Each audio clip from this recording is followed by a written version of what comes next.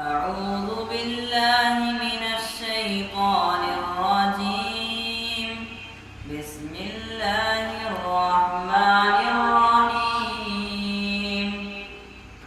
يا أيها الذين آمنوا استعينوا بالصبر والصلاة إن الله مع الصابرين.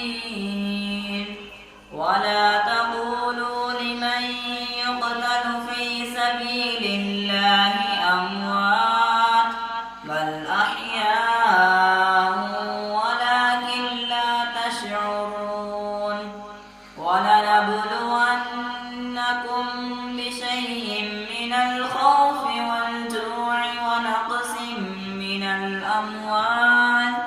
من الأموال والأنفس والثمرات